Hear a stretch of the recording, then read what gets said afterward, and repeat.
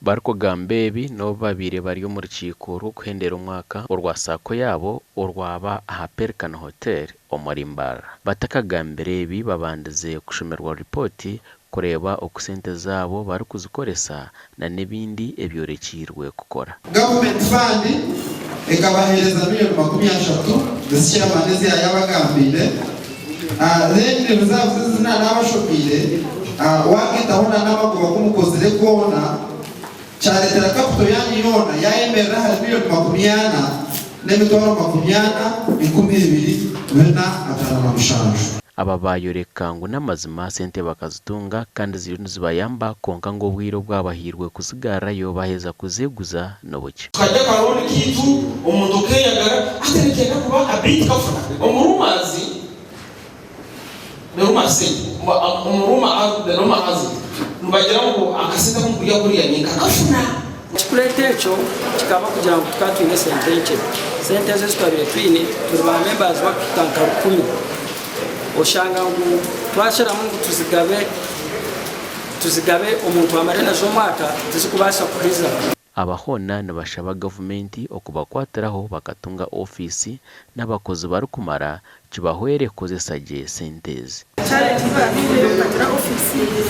challenge mbango konga twabasima abene basaba bakurasa cyara muroga chairman wa union mwambia road oka union bakasharaho bakwatiraho abana bakajya sako Ez'emyoga kirinto. Omuganda makuru enshonga za parish development model abatura umurishema nebenda hagire ibyahindurwamo babana baza okutunga sentezi abantu bagira ngo byinji ebimwe nibatambikono nko kwizuza empapara z'orujungu nebindi ahantu abebembezo murishema nose bizire kurra enshonga zabo ngamba nyonka nko umuntu nakigamba najya ngo sente account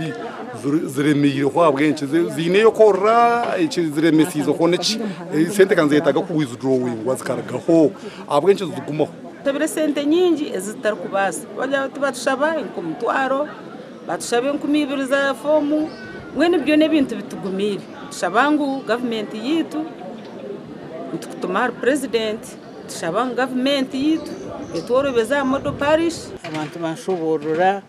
kandi banyoreka ubuzubu bine umkwakira sentezi icyo kubanza fomu zozonka ezibine kwijuza hatito ntugamba kuyamba abantu abahansi kubaha sente zikabaye umuburo kuko kukuza kuri abantu abahansi n'abateine wegese uburu kubasa kubashyitya aha kwijuza fomu zeze fomu zigumire fomu zini nyingi nezo mu rujungu abantu babuze to kumenya rujungu waza kubona business plan umutabukenga muri twashanga parliament ninga abukuteza amateka bahindura